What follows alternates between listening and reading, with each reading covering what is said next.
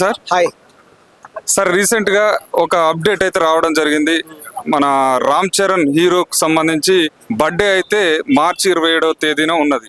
అదే రోజున శ్రీరామనవమి కూడా ఉన్నది. దానికి సంబంధించి ఒక కొత్త అప్డేట్ అయితే పెద్ద మూవీకి సంబంధించి వస్తుంది అనేసి లేటెస్ట్ న్యూస్. దానికి సంబంధించి మీరేమంటారు? పెద్ద మూవీలో రామ్ చరణ్ గారు అద్భుతమైన పెర్ఫార్మెన్స్ చేశారు, అందరికీ తెలుసు. బుచ్చిబాబు గారు ఈ సినిమాని తీస్తున్నారు. ఈ సందర్భంగా ఆయన ఒక అప్డేట్ చేశారు. అదేంటంటే ఇదివరకు వచ్చినటువంటి ప్రోమోస్లో అయితేనేమి రామ్ చరణ్ గారు ఒక బ్యాట్ తోటి చాలా సూపర్ స్టెప్ వేశారు. అదేవిధంగా ఇప్పుడు శ్రీరామనవమి సందర్భంగా ఒక గదతోటి రామ్ చరణ్ గారు వస్తున్నారు అని గురించి ఆయన చెప్పడం జరిగింది. దీని గురించి అభిమానులందరిలో కూడా చాలా ఆతృతగా ఉంది, ఏ విధమైనటువంటి సూపర్ స్టెప్ వస్తుందో అని చెప్పేసి. అదేవిధంగా రామ్ చరణ్ గారు గదతో పట్టుకున్నటువంటిది, ఎందుకంటే ఈ మధ్య మహేష్ బాబు గారు కూడా గదతో పట్టుకుని ఒక స్టిల్ ఇవ్వడం జరిగింది రాజమౌళి గారి సినిమాలో. దానికి పోటీగా కూడా రామ్ చరణ్ గారు గద పట్టుకొని రేపు శ్రీరామనవమి సందర్భంగా ఒక స్టిల్ వస్తుంది, ఇది బుచ్చిబాబు గారు అనౌన్స్ చేశారు. దానికోసం ఫ్యాన్స్ అంతా కూడా ఆతృత ఎదురు చూస్తున్నాం. అంతేకాకుండా రీసెంట్గానే మన రామ్ చరణ్ గారికి ఒక చిన్న గాయమైంది షూటింగ్లో అని తెలిసి ఫ్యాన్స్ చాలా టెన్షన్ పడ్డారు. అది కంటి దగ్గర చిన్న గాయమైందని తెలిసింది. అది చిన్నదా పెద్ద అనేది తెలియలేదు, 2 రోజులు విశ్రాంతి తీసుకుంటే అని తెలిసింది. ఏదేమైనా పెద్ద సినిమా నుంచి వచ్చేటువంటి అప్డేట్ కోసం కథతో ఎలా ఉంటాడు రామ్ చరణ్ అనేటువంటి చూడాలని ప్రేక్షకులు అందరూ కూడా ఆతృతతో ఎదురు చూస్తున్నారు. ఆల్ ద బెస్ట్ ఫర్ పెద్ద మూవీ. అయితే రామ్ చరణ్ ని ఆంజనేయ స్వామి రూపంలో చూడొచ్చా ఈ గెటప్ లో రేపు వచ్చే స్టిల్లో? ఈయన ఆంజనేయ స్వామి భక్తుడిగా చూస్తామండి మనము. ఆంజనేయ స్వామి భక్తుడుగా రామ్ చరణ్ చేయడం జరుగుతుంది. ఈ మధ్య కొన్ని సినిమాలు కూడా వచ్చాయి, ఆంజనేయ స్వామి భక్తుడుగా కొంతమంది హీరోలు చేయడం జరిగింది. రామ్ చరణ్ గారు, మెగాస్టార్ చిరంజీవి గారు వీళ్ళందరూ కూడా మెగా ఫ్యాన్స్ అందరూ కూడా ఆంజనేయ స్వామి భక్తులు కాబట్టి రామ్ చరణ్ గదతో కూడా మన ఫ్యాన్స్ అందరినీ కూడా సూపర్గా అలరిస్తాడని భావిస్తున్నాం.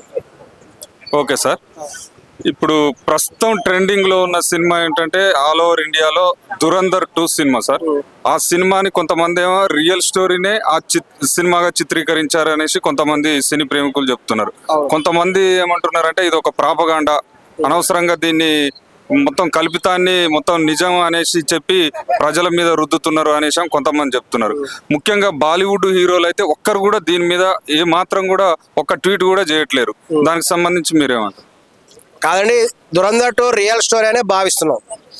ఎందుకంటే పాకిస్తాన్ చెందినటువంటి చాలామంది తీవ్రవాదులు కూడా స్లీపింగ్ టెర్రరిస్టులు చాలామంది ఇండియాలో ఉన్నారు, అది వాస్తవము. వాళ్ళందరికీ కూడా కొన్ని దేశాల నుంచి ఫండ్స్ అందుతున్నాయి. వాళ్ళ పాపం పండిపోయే ఇప్పుడు అక్కడంతా యుద్ధం వచ్చి మొత్తం తగలబడుతున్నాయి. వాళ్ళ మీద వాళ్ళే బాంబులు వేసుకుంటున్నారు. వాళ్ళకు పోటీగా కూడా ఇండియా వాళ్ళు కొంతమందిని ఈ స్పైలను అక్కడ పంపించడం జరిగింది. అందులో కూడా వాస్తవం ఉందనే అందరూ భావిస్తున్నారు. అది యాక్చువల్గా జరిగిన కథే. సో ఇది నాటకీయత కాదు, ఖచ్చితంగా జరిగిందని భావిస్తున్నాం. ఇంకొకటి ఏంటంటే మన బాలీవుడ్ హీరోలు ఎందుకు స్పందించట్లేదంటే బాలీవుడ్ సినిమాల్లో అధిక శాతం కూడా దావుద్ ఇబ్రహీం అనే ఆయన పెట్టుబడి పెడతాడు. పాకిస్తాన్ నుంచి, దుబాయ్ నుంచి వాళ్ళకి డబ్బులు వస్తాయి.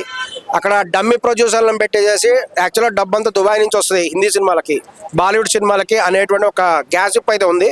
అందులో వాస్తవంగా తెలీదు. అందువల్ల ఏంటంటే వాళ్ళకి వచ్చేటువంటి పెట్టుబడి అంతా నిర్మాతలు అనేవాళ్ళు డమ్మీగా ఉంటారు, ప్రొడ్యూసర్స్. బాలీవుడ్లో ఉండే నిర్మాతలు డమ్మీ ప్రొడ్యూసర్సే. వాస్తవానికి హిందీ సినిమాలన్నీ కూడా దుబాయ్ నుంచి, అక్కడి నుంచి వస్తాయి.